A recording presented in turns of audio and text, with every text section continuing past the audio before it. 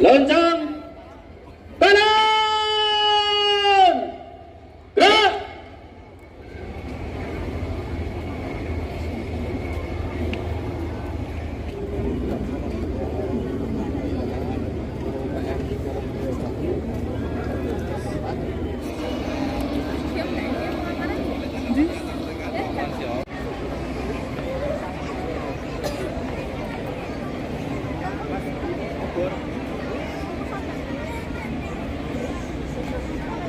Upacara peringatan peristiwa pertempuran 3 Oktober 1945 di Kota Pekalongan tahun 2022.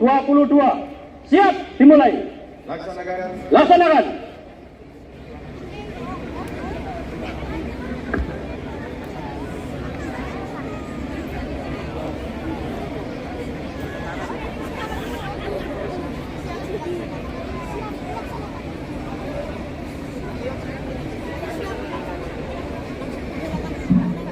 Lagu Kebangsaan Indonesia Raya.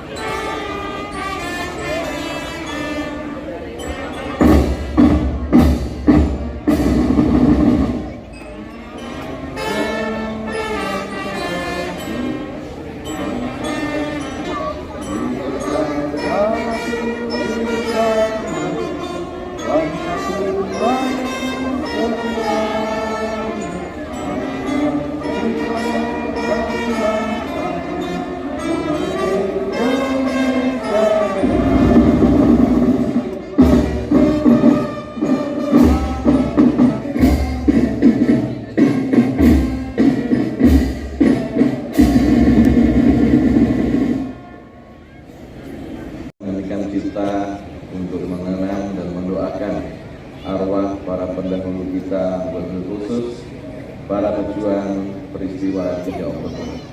Mengheningkan cipta, mulai.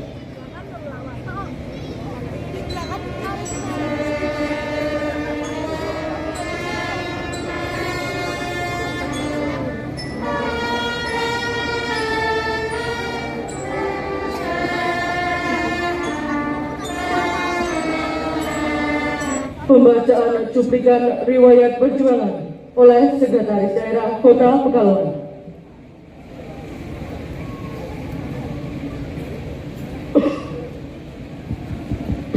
Oktober 1945 di Kota Pekalongan.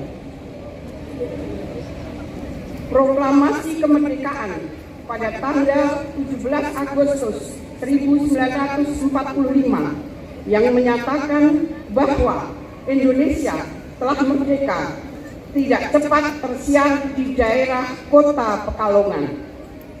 Baru selang 2 hari kemudian seorang kurir dari Jakarta bernama B. Suprapto, karyawan penerangan, mengabarkan kepastian bahwa Bung Karno dan Bung Hatta atas nama bangsa dan rakyat Indonesia telah memproklamirkan kemerdekaan negara Republik Indonesia. Rakyat di mana-mana berkerumun memperbincangkan proklamasi.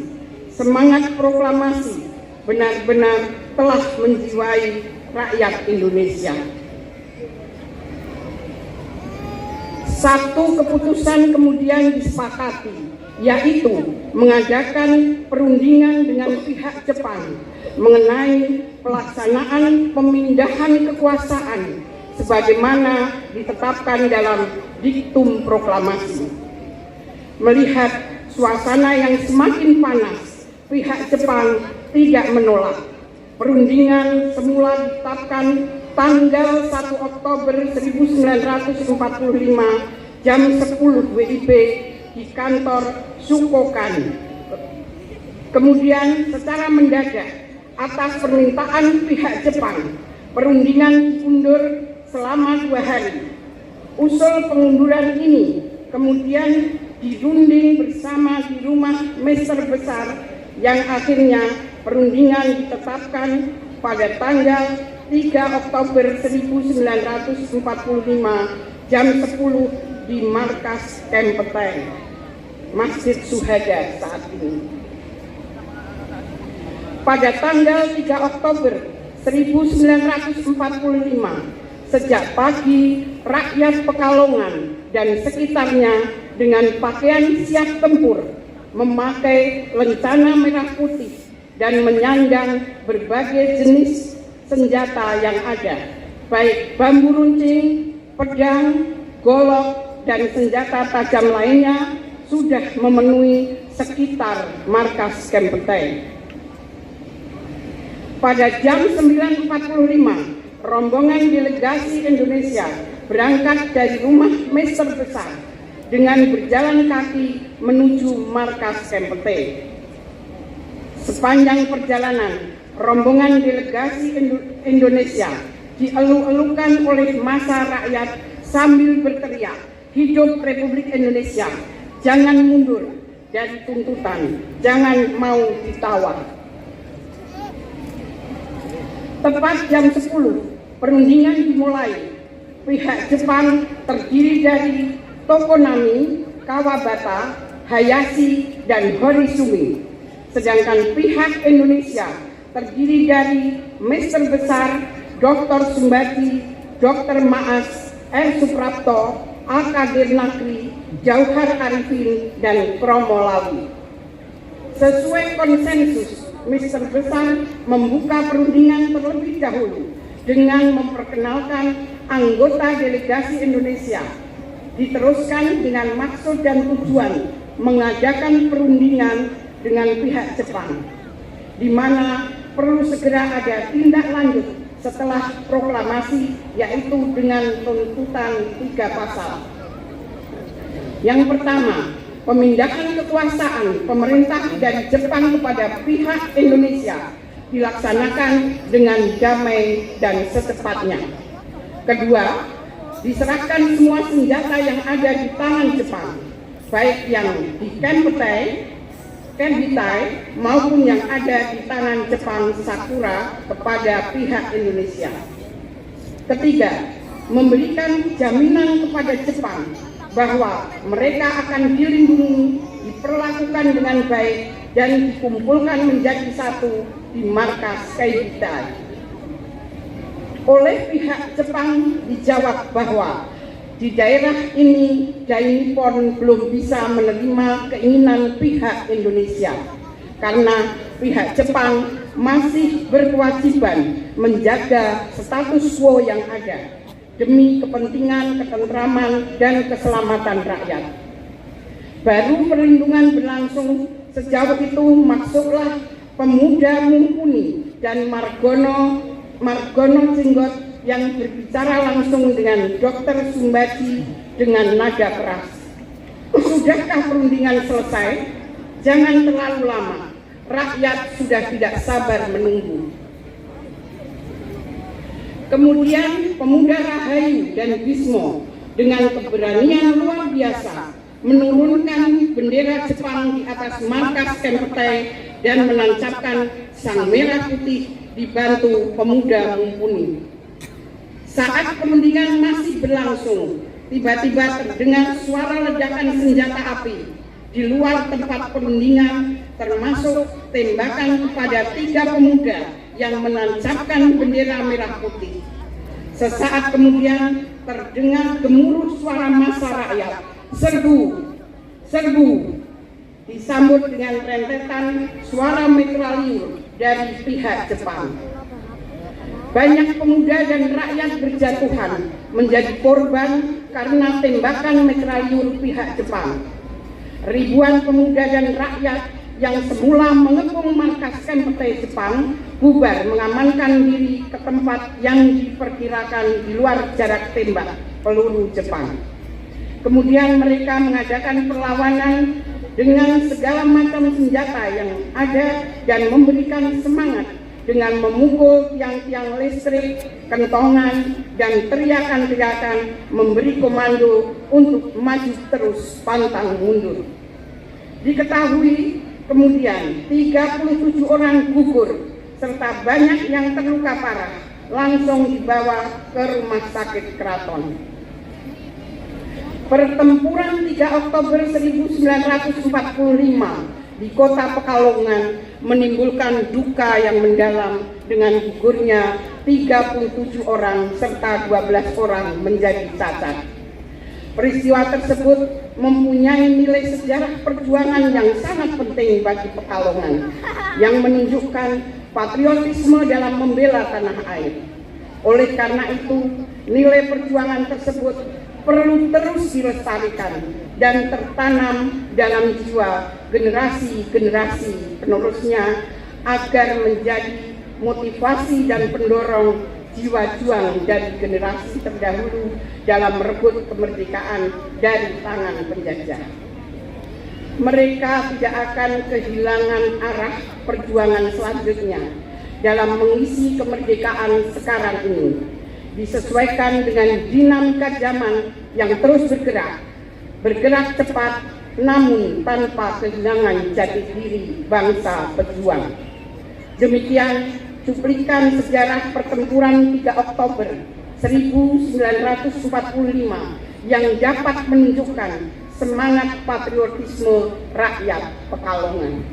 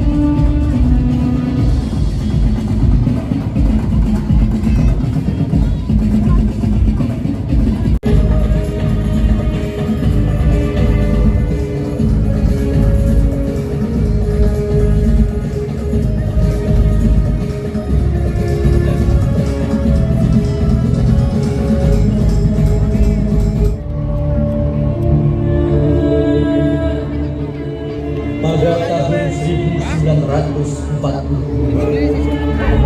semenjak pendudukan Jepang semakin Ampun Tuhan, ampun. Setoran beras niki, benten kalirian. Sasi niki, panen wasiti Tuhan. Ampun Tuhan, ampun.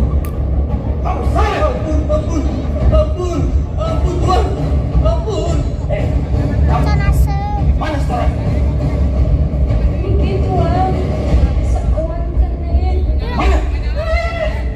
Mana? Sini. Kenapa? Sana. Penyamu mana?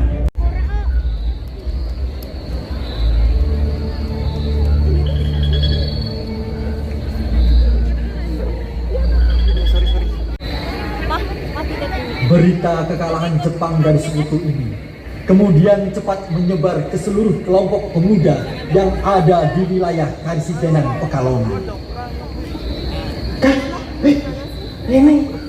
Ini apa juga? Ojo seru-seru.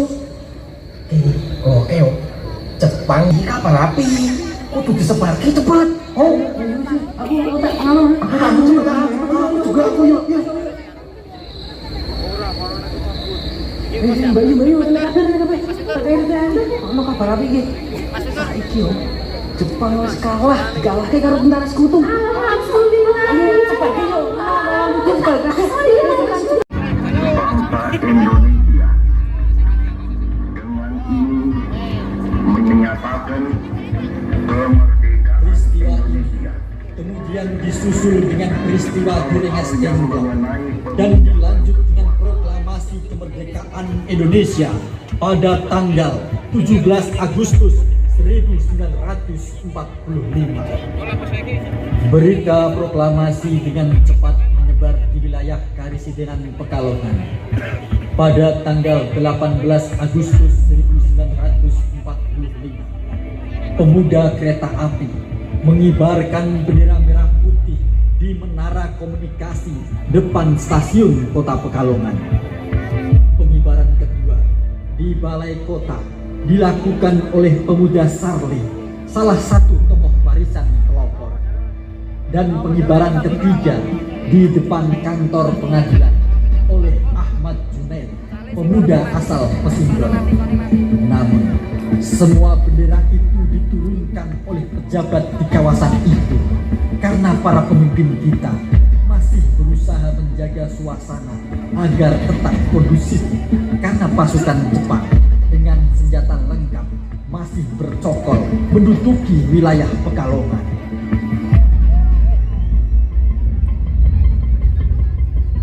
Upaya untuk pengambil alihan kekuasaan terus dilakukan oleh para anggota Komite Nasional Indonesia Daerah, sedangkan pemerintahan penuh Oktober 1945 dan pada hari Rabu Pon, tepat tanggal 3 Oktober 1945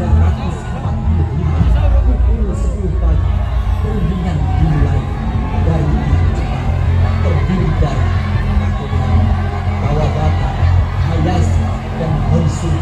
Sementara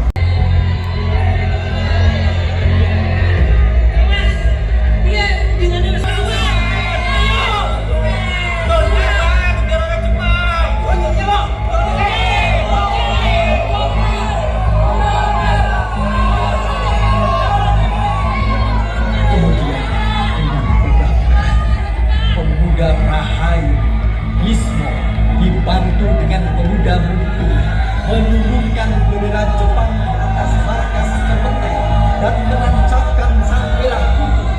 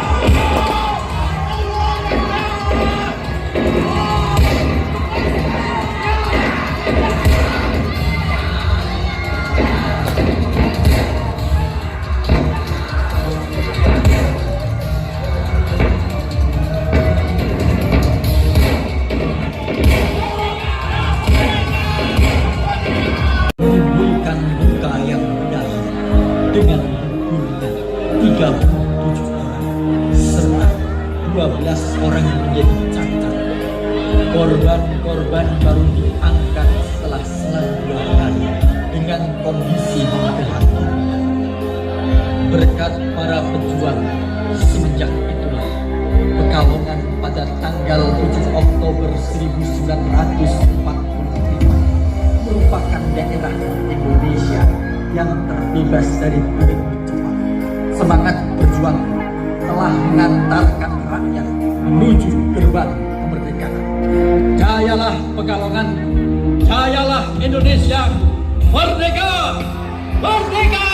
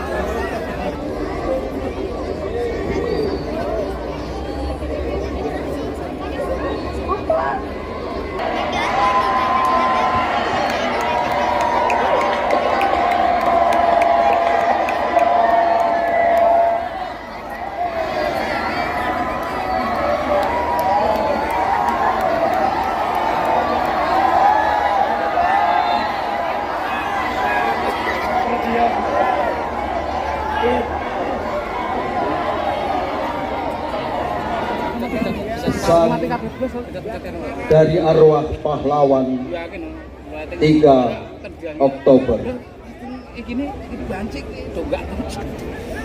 Bila saja kau tampakkan kakimu di monumen ini, ingatlah harga kemerdekaan yang kutebus dengan darah dan nyawa. Kami tidak saja bersemayam di makam suci, terserak tulang-tulang di seluruh Ibu Pertiwi, di rimba, di bukit, dan pegunungan sepi. Hak kami untuk bicara tentang keabadian cinta untukku. Jagalah Pancasila, jagalah merah putih, jagalah jasa para pahlawan. Inilah pesan kami, pahlawan di bumi Pertiwi. Semoga negeri selalu aman, damai, dan selalu diberkahi Ilahi Rabbi.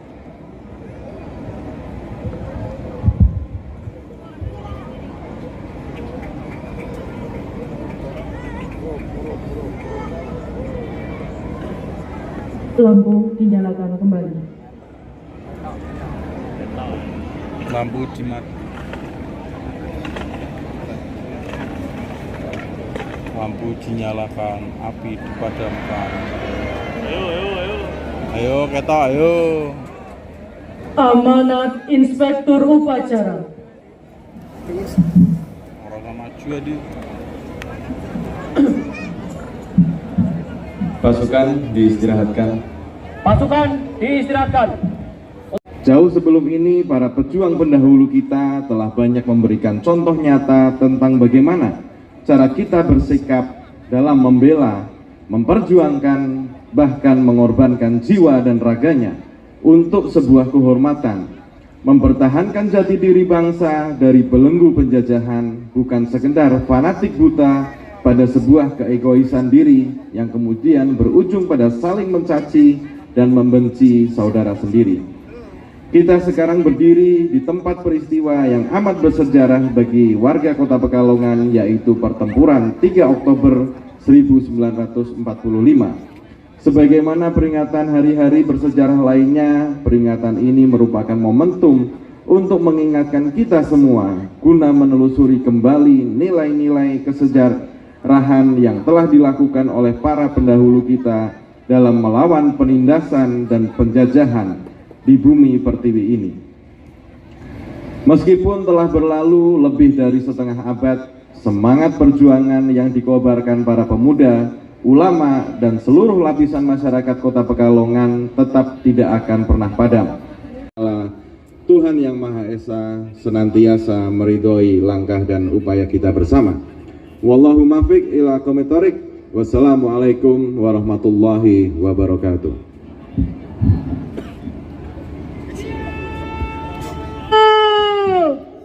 Gerak. Pembacaan doa. Akhirati hasanah wa qina adzabannar walhamdulillahi rabbil alamin.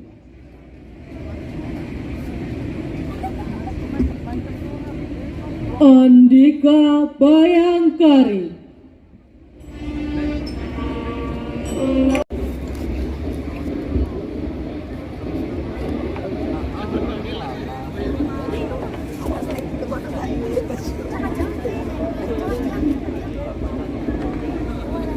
Upacara telah dilaksanakan. Laporan selesai. Bubarkan.